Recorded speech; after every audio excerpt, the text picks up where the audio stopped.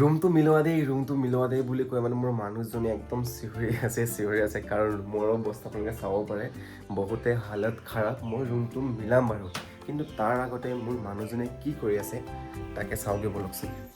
তো এইটো হ'ল আমাৰ পাকঘৰ। এয়া পাকঘৰটোৰ অৱস্থা একদম মানে ইমান ভাল হৈ থকা নাই। আৰু এইফালে আছে আমাৰ বাইদেউ যোনে নেকি কি কৰি আছে কোৱাচোন? বোলে আটা মাৰি আছে। আৰু বিশেষকৈ মানে কি আমাৰ ঘৰত এনেকৈ মানে গেছ ব্যৱহাৰ নকৰে, বিশেষকৈ এনেকৈ জুইত মানে ভাত শাক যিয়ে হওক তাকে বনায়। আৰু এতিয়া তাই মানে কাৰ কাৰণে বনাইছে কোৱাচোন?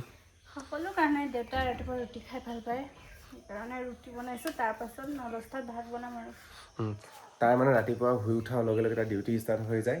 ডিউটি ষ্টাৰ্ট মানে কি আৰু মা দেউতাক চাহ তাহ দি মানে অলপ পেটটো ভৰাই থোৱা আৰু দেনাটো লাহে ধীৰেকৈ শাকটো বনায়। আৰু এতিয়া মই গৈ কিনি ৰুমটো মিলাওঁগৈ, নহ'লে তাই এনেকুৱা চিঞৰ মাৰিব আৰু মানে কি ক'ম আৰু মই মিলাওঁগৈ। আৰু এতিয়া আকৌ মই ৰুমলৈ আহিলোঁ কাৰণ মই কৈছিলোঁ ৰুমটো মিলাওঁ বুলি, কিন্তু তাৰ আগতে কি লেতেৰা হৈ আছে আপোনাক দেখাইছোঁ মই।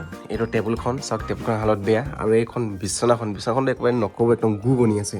তাৰপিছত আছে এইখিনি। তো মানে এতিয়া মই অফ দ্য কেমেৰা কৰিব লাগিব কাৰণ কেমেৰা ধৰিলে মানুহ কোনো নাই। আৰু আপোনালোকে নক'ব যে মই ৰুমটো মিলোৱা নাই বুলি দেই। আমাৰ বাইদেউ এইফালে জল্দি কাম খতম কৰো, ঠিক আছে? আৰু বহুত কষ্টৰ মাজত ফাইনেলি একদম ৰুমটো মিলাই শেষ হৈ গ'ল। প্ৰথমত এইটো চাওক, টেবুলটো ক্লিন হৈ গ'ল। ইমান ক্লিন নহয়, এবাৰ মিলাই নাজানো মই ভালকৈ। তাৰপিছত বিচনাখন চাওক, তাৰপিছত এই বস্তুটো চাওক। এতিয়া মোৰ কাম ইয়াত শেষ হৈ গ'ল। এতিয়া আমি আকৌ যাওঁ আমাৰ বাইদেউৰ ওচৰলৈ। তাই কি কৰি আছে আকৌ দেখাবলৈ গ'ল। আৰু তাই এতিয়া ফাইনেলি ৰুটি বনাব ষ্টাৰ্ট দিয়ে দিলে। সেইফালে চাওক, ৰুটি বনিলেই খাবলৈ হ'বই এতিয়া। বেছি কথা কোৱা মানুহ